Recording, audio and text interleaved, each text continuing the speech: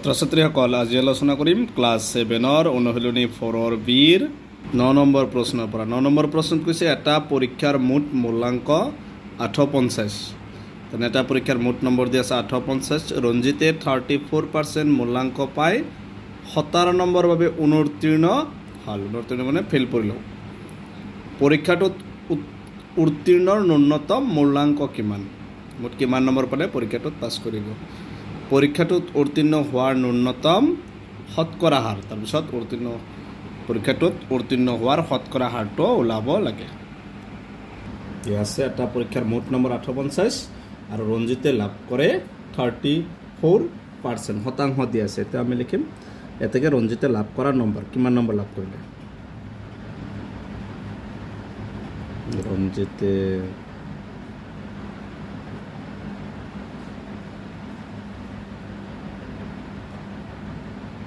number সমান total নম্বৰটো কিমান 850 গতিকে 850 কিমান পাৰ্সেন্ট 34% ঠিক আছে বা 850 ৰ ঠাইত পূৰণ দিবা পাৰ্সেন্ট থাকিলে তাৰ তলত কিমান হয় 100 কাটাৰি কৰিবা 0 কেনসেল 5 দি যাব 5 2 গুণ 10 5 দি একবাৰ কিমান বাকি 3 3 হলে 5 7 গুণ 35 2 দি যাব 2 দি 3 একবাৰ এক বাকি 17 2 7 গুণ 14 কি থাকিল 17 17 17 গুণ কিমান 289 ৰঞ্জিতে কিমান নম্বৰ লাভ কৰিছিল 289 তাৰ পিছত কৈছে তেও 17 নম্বৰৰ কাৰণে ফেল কৰিলে তেও উত্তীৰ্ণ নম্বৰটো কিমান হ'ব তেকে লিখি দিবা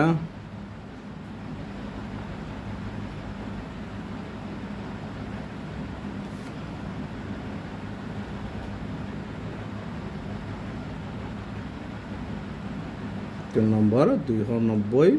কিমান নম্বৰৰ কাৰণে উত্তীৰ্ণ হৈছিল 17 17 টো ইয়াৰ লগত কি কৰিবা যোগ কৰিবা 16 কাটাকে 9 9 কে 10 2 7 কে 3 তো উত্তীৰ্ণ নম্বৰটো কিমান হ'ব 306 এতিয়া আমাক আকৌ ওলাব দিছে প্ৰশ্নটোত কৈছে যে উত্তীৰ্ণ হোৱাৰ ন্যূনতম শতকৰা হাৰ তে উত্তীৰ্ণ হোৱাৰ শতকৰা হাৰটো ধৰা হল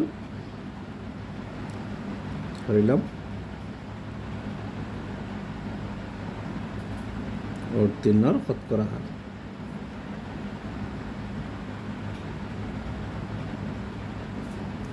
সমান 1% ধৰি ললো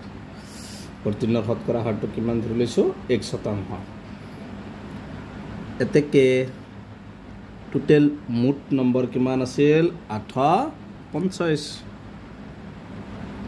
এতিয়া 850 কিমান শতাংশ ধৰিছো 1% সমান কিমান নম্বৰ উত্তীৰ্ণ নম্বৰ 306 লিখি পাই ফলে 850 ৰ ঠাইত পূৰণ দিবা 1% থাকিলে তাৰ তলত কিমান হয় 100 প্লাস 306 কাটাৰি কৰিবা 19 কেনসেল 5 2 গুণ 10 5 দি কেইবাৰ যাব 17 বাৰ কিমান হল এফালে 17x 306 এই দুইটো x লগত হৰণ ইফালে নিলে কি হ'ব পূৰণ বাইবাৰ x টো ৰাখিবা x ৰ লগত 17 টো পূৰণ হৈ আছে ইফালে নিলে কি হ'ব হৰণ কাটাৰি কৰিবা 17 দি 30 কেইবাৰ যাব একবাৰ 30 ৰ পৰা যদি 17 বাদ দিয়ে কিমান হ'ব 10 ৰ পৰা 7 গলে 3 2 ৰ পৰা 1 গলে 1 কিমান হ'ব 136 হলে 17 দি কেইবাৰ যাব 8 বাৰ বাইক সিকুৱেল 18 আৰু 2 আছে 18 দি 36 এতেকে লিখি দিবা এতেকে উত্তীৰ্ণৰ শতকৰা হাৰ সমান 36 কি হ'ব পাৰ্সেন্ট এটো হৈছে 9 নম্বৰটোৰ आंसर এনেকে লিখি দিবা এতেকে উত্তীৰ্ণৰ শতকৰা হাৰ সমান 36% এটো হৈছে 9 নম্বৰটোৰ आंसर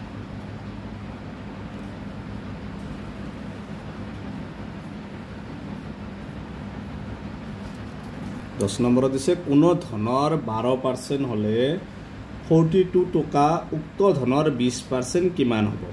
মানে কোনো ধৰণৰ যদি 12% হ'ল 42 টকা তেতিয়াহ'লে উক্ত ধনৰ 20%টো কিমান হ'ব এইটো ওলাব লাগে গতিকে প্ৰথমে ধৰি লৈছোঁ ধৰা হ'ল মুঠ ধন সমান x এতিয়া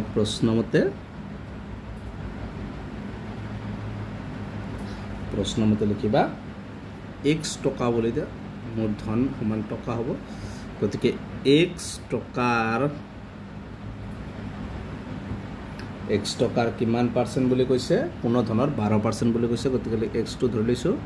12% ৰ মানটো কিমান বুলি দিয়া আছে 42 বুলি দিয়া আছে এখিনি দিয়া আছে এবাৰ চাবা আগৰ নিচিনা সমাধানখিনি x টকাৰ ঠাইত কি দিবা পূৰণ 12% থাকিলে তলত কিমান হ'ব 100 সমান 42 বা x ইকুৱেল প্লাস 42 এই 100 টো ইয়াত পূৰণ হৈছে ফাইনালি কি হ'ব হৰণ যেহেতু হৰণ আছে পূৰণ দিয়ালে উলটাই যাব 100 টো ওপৰত যাব আৰু 12 টো তলত আহিব এটা কাটাদি কৰা 2 দি 12 যাব 6 বাৰ 2 দি 4 2 বাৰ 1 বাৰ আকৌ 2 ৰে যাব 3 গুণ 6 2 দি 50 যাব 1 যাব 50 বাৰ 3 দি যাব 21 যাব 7 বাৰ আৰু না যায় তেতিয়ালে ওপৰত আছে কিমান x ইকুৱেল 7 5 গুণ 35 এটা শূন্য আছে শূন্য মানে মুঠ ধন আমি কি ধৰি লৈছিলোঁ x এতেকে x ৰ মান 350 এতেকে লিখিবা তলত লিখি দিবা এতেকে মুঠ ধন মান 350 টকা এতিয়া আমাক আকৌ কৈছে উক্ত ধনৰ 20% হলে কিমান হ'ব লিখিম আকৌ উক্ত ধন মানে এখিনি 350 আকৌ উক্ত ধনৰ কিমান কৈছে আমাক 20% হলে উক্ত ধনৰ দিয়া আছে 20% এতিয়া উক্ত ধন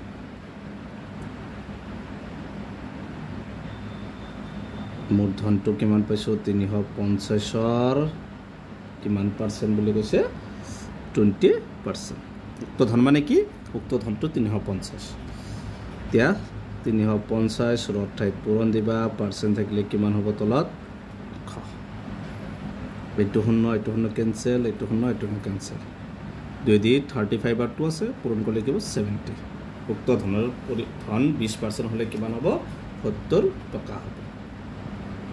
এইটো হৈছে 10 নম্বৰটোৰ आंसर গতিকে আজিৰ ভিডিওটো এখিনি ভিডিওটো লাইক কৰিবা চেনেলটো সাবস্ক্ৰাইব কৰিবা থ্যাংক ইউ